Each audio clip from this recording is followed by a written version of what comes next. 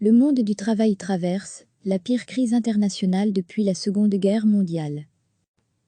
La pandémie de coronavirus risque de provoquer, en raison de ses répercussions économiques dévastatrices, un doublement du nombre des personnes menacées par la famine dans le monde et une catastrophe humanitaire à l'échelle planétaire, a prévenu le Programme alimentaire mondial, PAM, une agence de l'ONU.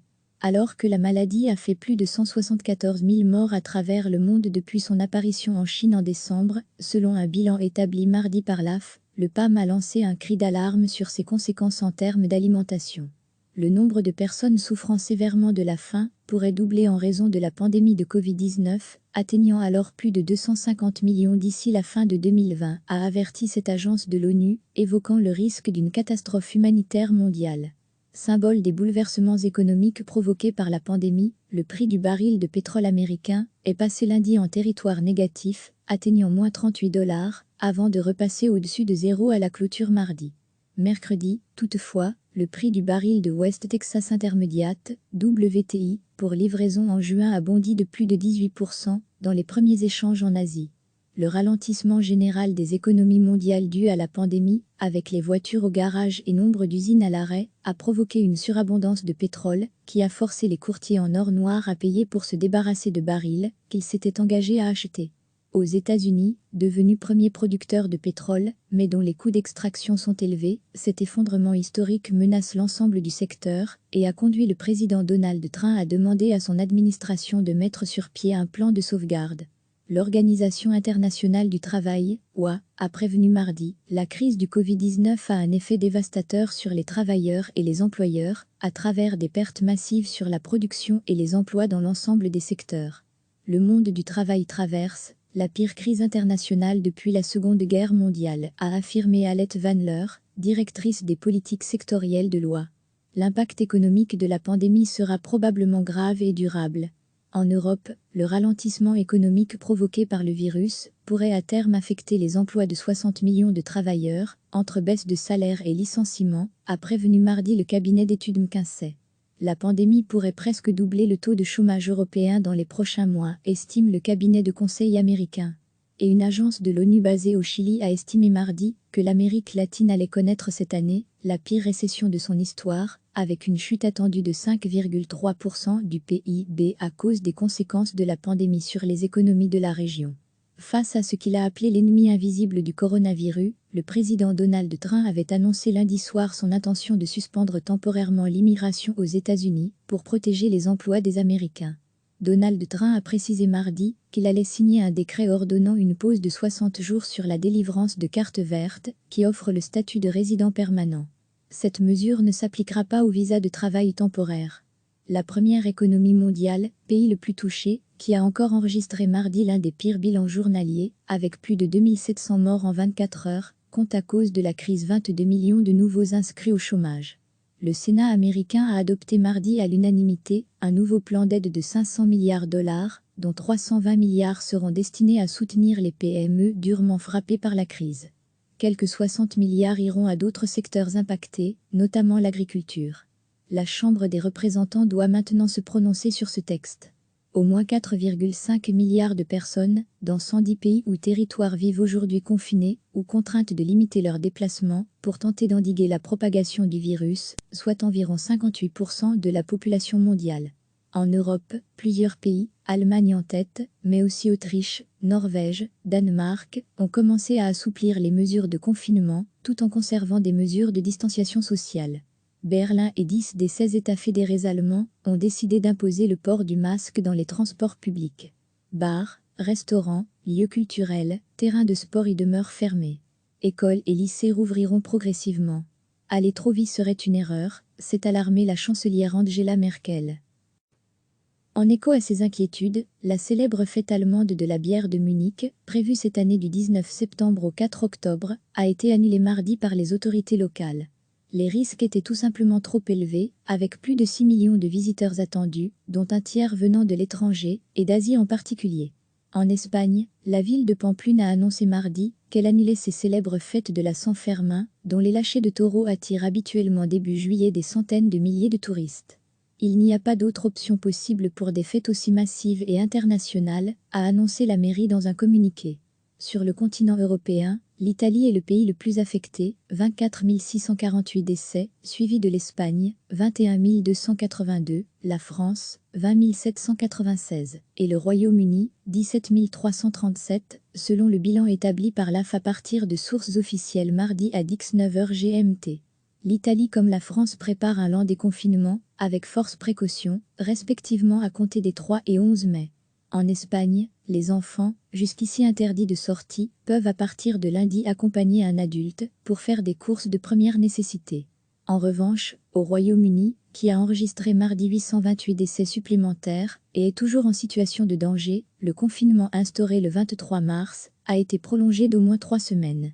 Recevez chaque matin l'essentiel de l'actualité.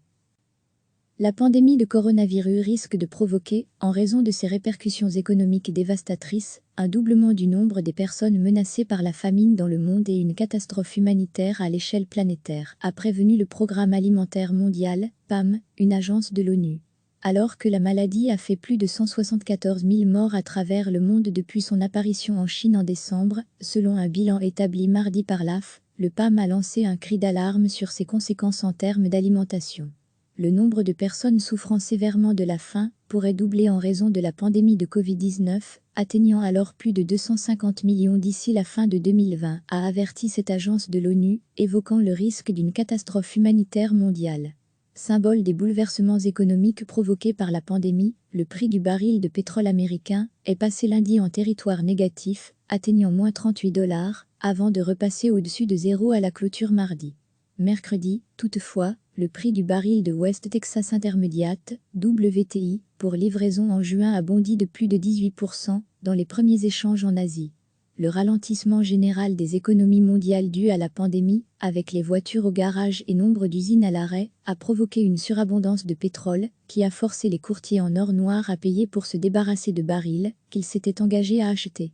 Aux États-Unis, devenus premiers producteurs de pétrole, mais dont les coûts d'extraction sont élevés, cet effondrement historique menace l'ensemble du secteur et a conduit le président Donald Trump à demander à son administration de mettre sur pied un plan de sauvegarde. L'Organisation internationale du travail, OIT, a prévenu mardi, la crise du Covid-19 a un effet dévastateur sur les travailleurs et les employeurs, à travers des pertes massives sur la production et les emplois dans l'ensemble des secteurs. Le monde du travail traverse la pire crise internationale depuis la Seconde Guerre mondiale, a affirmé Alette Van Leur, directrice des politiques sectorielles de l'OIT. L'impact économique de la pandémie sera probablement grave et durable. En Europe, le ralentissement économique provoqué par le virus pourrait à terme affecter les emplois de 60 millions de travailleurs, entre baisse de salaire et licenciements, a prévenu mardi le cabinet d'études McKinsey. La pandémie pourrait presque doubler le taux de chômage européen dans les prochains mois, estime le cabinet de conseil américain. Et une agence de l'ONU basée au Chili a estimé mardi que l'Amérique latine allait connaître cette année la pire récession de son histoire, avec une chute attendue de 5,3% du PIB à cause des conséquences de la pandémie sur les économies de la région. Face à ce qu'il a appelé l'ennemi invisible du coronavirus, le président Donald Trump avait annoncé lundi soir son intention de suspendre temporairement l'immigration aux États-Unis pour protéger les emplois des Américains.